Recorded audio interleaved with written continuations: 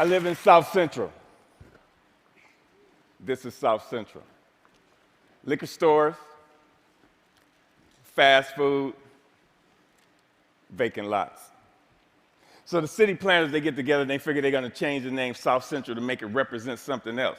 So they change it to South Los Angeles. Like this is going to fix what's really going wrong in the city. This is South Los Angeles. Liquor stores, fast food, vacant lots. Just like 26.5 million other Americans, I live in a food desert. South Central Los Angeles, home of the drive-through and the drive-by. Funny thing is, the drive-throughs are killing more people than the drive-bys. People are dying from curable diseases in South Central Los Angeles. For instance, the obesity rate in my neighborhood is like 5 times higher than, say, Beverly Hills, which is like probably 10 miles away. I got tired of seeing this happening. And I wonder, how would you feel if you had no access to healthy food? If every time you walk out your door, you see the ill effects that the present food system have on your neighborhood? I see wheelchairs bought and sold like used cars. I see dialysis centers popping up like Starbucks. And I figured this has to stop. So I figured that the problem is the solution. Food is the problem, and food is the solution. Plus, I got tired of driving 45 minutes round trip to get an apple that wasn't impregnated with pesticides. So what I did, I planted a food forest in front of my house.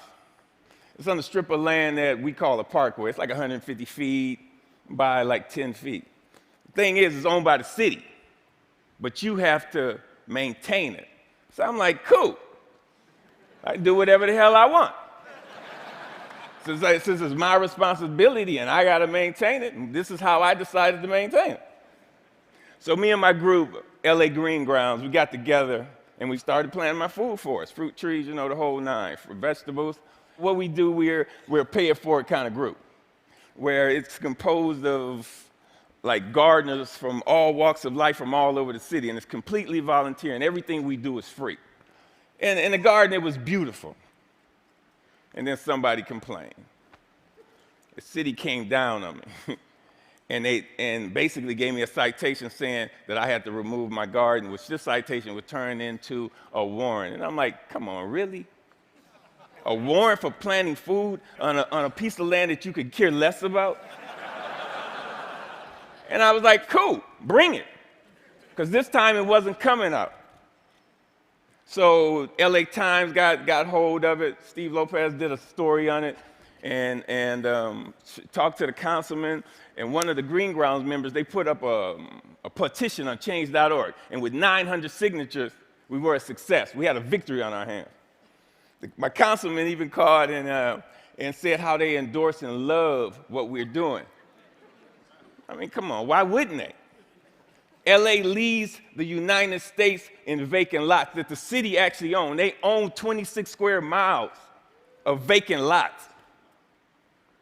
That's 20 Central Parks. That's enough space to plant 725 million tomato plants. Why in the hell would they not okay this? Growing one plant will give you 1,000, 10,000 seeds. Okay. When $1 worth of green beans will give you like $75 worth of produce. It's my gospel. I'm telling people, grow your own food. Growing your own food is like printing your own money. Thank you. See, I have a legacy in South Central. I grew up there. I raised my sons there. And I refuse to be a part of this manufactured reality that was manufactured for me by some other people, and I manufactured my own reality. See, I'm an artist. Gardening is my graffiti. I grow my art. Just like a graffiti artist, where they beautify walls, I beautify lawns, parkways. I use the garden, the soil, like it's a piece of cloth. And the plants and the trees, that's my embellishment for that cloth. You'd be surprised what the soil could do if you let it be your canvas. You just couldn't imagine how amazing a sunflower is and how it affects people. So what happened? I have witnessed my garden become a tool for the education, a tool for the transformation of my neighborhood.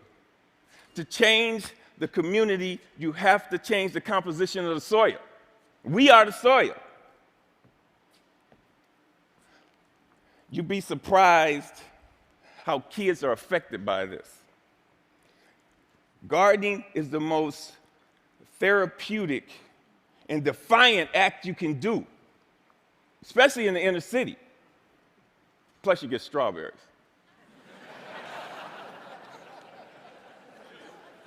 I remember this time, there was this mother and a daughter came. They were. It was like 10:30 at night, and they were in my yard.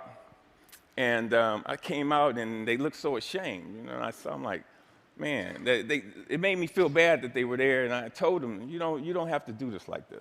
This is on the street for a reason. It made me feel ashamed to see people that was this close to me that was hungry, and this only reinforced why I do this. And people ask me, Finn, aren't you afraid people are going to steal your food? And I'm like, hell no, I ain't afraid they're going to steal it. That's why it's on the street. That's the whole idea. I want them to take it, but in the same time, I want them to take back their health. There's another time when I put a garden in this homeless shelter in downtown Los Angeles. The guys, they helped me unload the truck.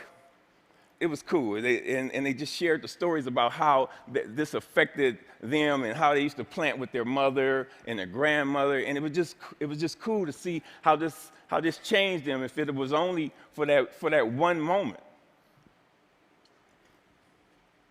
So Green Grounds has gone on to plant maybe like 20 gardens. We've had like 50 people come to our dig-ins and participate in this, all volunteers. If kids grow kale, kids eat kale. If they grow tomatoes, they eat tomatoes. But when none of this is presented to them, if they're not shown how food affects the mind and the body, they blindly eat whatever the hell you put in front of them. I see young people, and they want to work, but they're in this thing where they're caught up. I see kids of color, and they just on this track that's designed for them that leads them to nowhere. So with gardening, I see an opportunity where we can train these kids to take over their communities, to have a sustainable life. And when we do this, who knows? We might produce the next George Washington Carver. But if we don't change the composition of the soil, we will never do this. Now, this is one of my plans. This is what I want to do. I want to plant a whole block of gardens where people can share in the food in the same block. I want to take shipping containers and turn them into healthy cafes. And now don't get me wrong. I'm not talking about no free shit, because free is not sustainable. The funny thing about sustainability, you have to sustain it.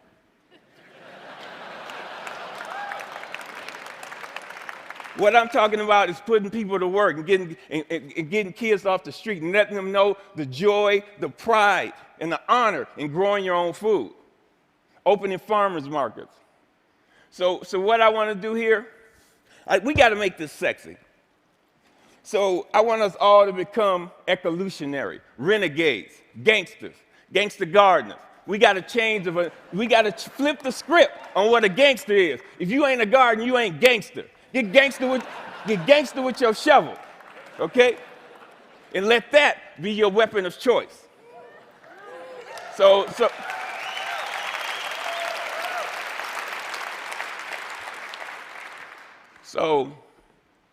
So basically, if you want to meet with me, you know, if you want to meet, don't call me. If you want to sit around in cushy chairs and have meetings where you talk about doing some shit, where you talk about doing some shit.